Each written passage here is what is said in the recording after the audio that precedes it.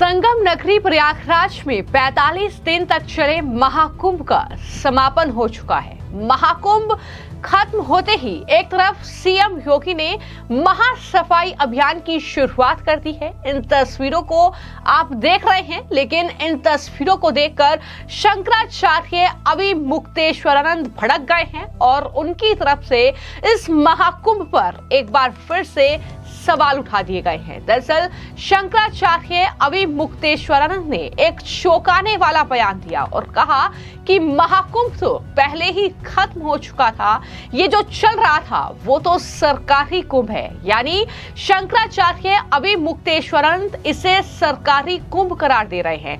क्या कुछ उन्होंने कहा है, किस तरीके से वो जो समापन हुआ है और जितनी बड़ी तादाद में वहां पर श्रद्धालु संगम में डुबकी लगाने के लिए पहुंचे हैं, कहीं ना कहीं वो चीजें अब शंकराचार्य को तकलीफ दे रही हैं और शायद यही वजह है कि वो इस तरीके से इसे सरकारी कुंभ बता रहे हैं। सुनिए उन्होंने क्या कुछ कहा। पूर्णिमा को ही समाप्त हो गया था, अभी जो चल रहा था ये सरकारी कुंभ था। जो शास्त्रीय कुंभ की परिभाषा है वो माघ महीने में होता है। माघ महीने की पूर्णिमा को वो पूरा हो गया। सारे कल्पवासी वहाँ से माघ महीने की पूर्णिमा को ही जा चुके थे, तो कुंभ तो तभी पूरा हो गया था। 17 मार्च को आप लोग को कुछ आंदोलन है? 17 मार्च को गौ माता के लिए हम लोगों ने समय दिया है कि जितने देश में पार्टियां हैं, जितने सरकारें हैं, वो सब लोग मिलकर के बताएं कि आखिर क्या चाहती हैं। वो गाय की हत्या रोकना चाहती हैं कि गाय की हत्या को जैसे आज़ादी के बाद से अब तक जारी रखा है वैसे ही आगे भी जारी रखना चाहते हैं। तो हमने 17 मार्च को अंतिम निर्णय करने के लिए उनको समय दिया है। दिल्ली में बैठ करके हम लोग प्रतीक्षा करेंगे कि 17 मार्च की सायंकाल 5 बजे तक देश की सारी पार्टियां, सरकारें, विपक्ष घोषित कर दें कि वो गाय के बारे में क्या नीति रखते हैं, क्योंकि उसके बाद फिर हम लोग अपनी नीति, गौ भक्त अपनी नीति बनाना चाहते हैं। तो आपने शंकराचार्य अविमुक्तेश्वरानंद को सुना, जिन्होंने भगदड़ को लेकर भी सीएम योगी का इस्तीफा तक मांग लिया था। लेकिन जिस तरीके से इस महाकुंभ का आयोजन किया गया, 45 दिन तक ये महाकुंभ चला, लगभग 66 करोड़ जो श्रद्धालु हैं उन्होंने डुबकी लगाई संगम में। और इसके बाद जब इस महाकुंभ का समापन हुआ तो सीएम योगी ने आज स्वच्छता अभियान की शुरुआत भी की है। तस्वीरें आप देख रहे हैं जहां सीएम योगी अरेल घाट पर पहुंचे, स्वच्छता अभियान में उन्होंने भाग लिया। उन्होंने जो सफाई कर्मचारी थे उनके साथ मिलकर झाड़ू लगाकर साफ सफाई में अपना योगदान दिया। फिर संगम घाट पर पहुंचे और वहां पर पूजा अर्चना भी की। तस्वीरें आपके सामने हैं जब दोनों डिप्टी सीएम उनके साथ मौजूद थे। इसके अलावा जो रेल मंत्री हैं अश्विनी वैष्णव, वो भी वहां पर पहुंचे, क्योंकि रेलवे का एक बहुत बड़ा योगदान रहा इस महाकुंभ को एक सफलतापूर्वक समापन करने में। तो रेल कर्मचारियों का धन्यवाद करने के लिए जो है अश्विनी वैष्णव वहां पर पहुंचे हैं। हालांकि मेले में अभी भी श्रद्धालुओं की भीड़ है, लोग संगम में स्नान करने के लिए पहुंच रहे हैं। मेले में दुकानें अभी भी लगी हुई हैं। ये तस्वीर देखकर ही शंकराचार्य अविमुक्तेश्वरानंद भड़के हुए हैं कि सरकार, सीएम योगी आदित्यनाथ और साथ ही केंद्र सरकार ने इतने बड़े आयोजन को अंजाम दिया है, इतना बड़ा सफलतापूर्वक आयोजन किया है, तो ऐसे में इस महाकुंभ को वो अब सरकारी महाकुंभ बता रहे हैं। हालांकि महाकुंभ के 45 दिन के बाद समापन पर अब प्रधानमंत्री नरेंद्र मोदी ने भी ब्लॉग लिखा और उसमें दिल खोलकर उन्होंने उत्तर प्रदेश के मुख्यमंत्री योगी आदित्यनाथ की तारीफ की है। पीएम मोदी ने एकता का महाकुंभ, युग परिवर्तन की आहट, इस शीर्षक से ये ब्लॉग लिखा है, जिसमें उन्होंने ये साफ तौर पर लिखा कि इतना विशाल आयोजन आसान नहीं था। मैं प्रार्थना करता हूं कि मां गंगा से, मां यमुना से, मां सरस्वती से, हे मां हमारी आराधना में कुछ कमी रह गई हो तो क्षमा कीजिएगा।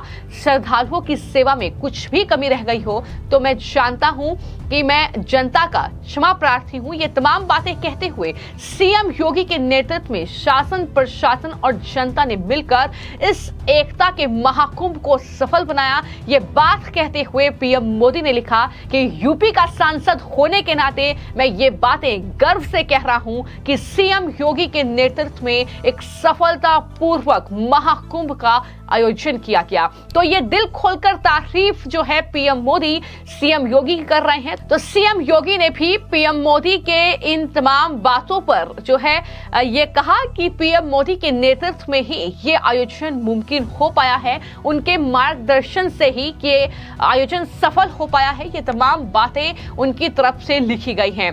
तो महाकुंभ वाकई एक बहुत बड़ा भव्य दिव्य आयोजन था और हर कोई ये सोच रहा था कि 45 दिन तक जब ये महाकुंभ चलेगा तो किस तरीके से शासन प्रशासन काम करेगा, किस तरीके से उत्तर प्रदेश के मुख्यमंत्री जो है उनके कहीं ना कहीं एक जो कार्यशैली रहेगी वो किस तरीके से काम करेंगे। लेकिन जिस तरीके से ये महाकुंभ का आयोजन किया गया, लगभग 66,000 करोड़ जो है श्रद्धालु वो पावन त्रिवेणी में आस्था की डुबकी लगाकर सुकुशल अपने घर को लौटे और सबने सीएम योगी के इस सफल आयोजन की तारीफ की। तो ऐसे में ये एक बड़ी उपलब्धि जो है वो उत्तर प्रदेश के मुख्यमंत्री, शासन और प्रशासन के नाम दर्ज हो गई है। यही वजह है कि हर कोई जिसने सुरक्षा में भाग लिया, जिसने स्वच्छता में भाग लिया, जिसने सुव्यवस्था में भाग लिया है, इस दिव्य भव्य महाकुंभ में उन्हें सम्मानित करने का ये मौका है। जहां पर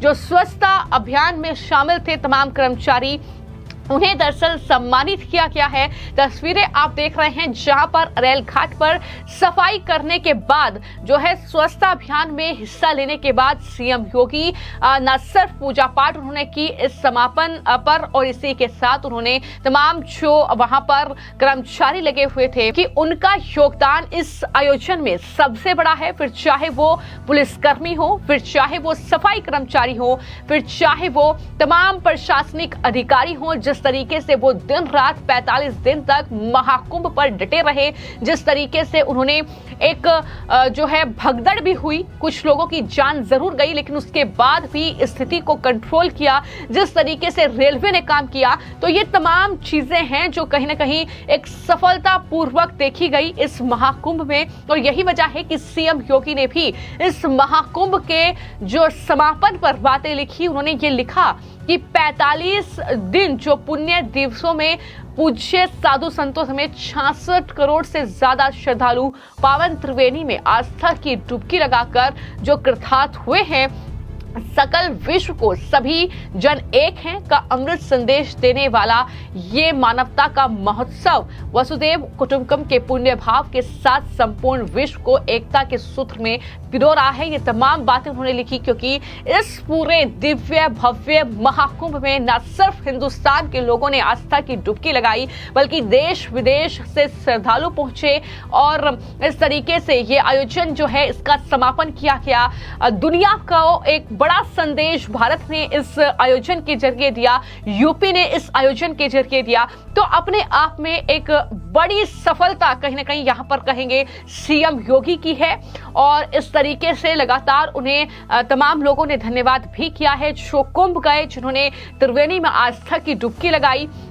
तो ये जो समापन हुआ है इसमें कई लोगों का योगदान है जिनको सम्मानित सीएम योगी कर रहे हैं, लेकिन उनसे विपरीत अगर देखा जाए तो जिस तरीके से विपक्ष ने इस पूरे आयोजन में खलल डालने की भरपूर कोशिश की, जनता को भड़काकर, श्रद्धालुओं को भड़काकर, कभी अखिलेश यादव ट्वीट करते थे कि भगदड़ में जो मारे गए हैं उनकी लिस्ट चाहिए, जितने लोग मारे गए हैं वो तमाम नाम आगे लाने चाहिए, आंकड़ा छिपाया जा रहा है। फिर चाहे वो तमाम कांग्रेसी नेताओं की जो है इसमें प्रतिक्रिया रही हो, जैसा कि तमाम विपक्ष के नेता पहुंचे लेकिन राहुल गांधी वहां पर नहीं पहुंचे, प्रियंका गांधी वाड्रा वहां पर नहीं पहुंची, सोनिया गांधी वहां पर नहीं पहुंची, ऐसा कोई मंत्री नहीं रहा, केंद्रीय मंत्री हो, विपक्ष के कई नेता वहां पर पहुंचे, चाहे वो अखिलेश यादव हो, वो खुद संगम में डुबकी लगाने के लिए गए थे। तो कुल मिलाकर राजनीति भी इस महाकुंभ पर खूब हुई और अभी भी शंकराचार्य अविमुक्तेश्वरानंद सरस्वती जिस बात का जिक्र कर रहे हैं कि ये सरकारी महाकुंभ चल रहा है,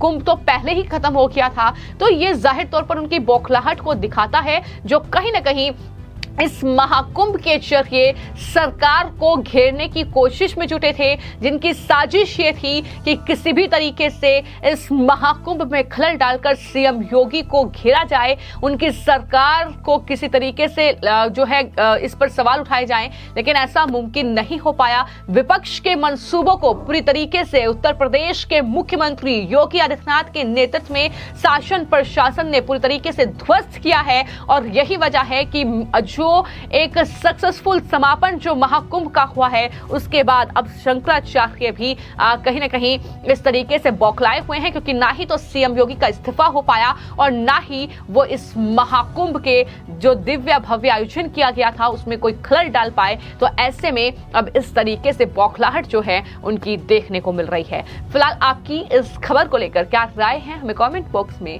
जरूर लिखें। धन्यवाद।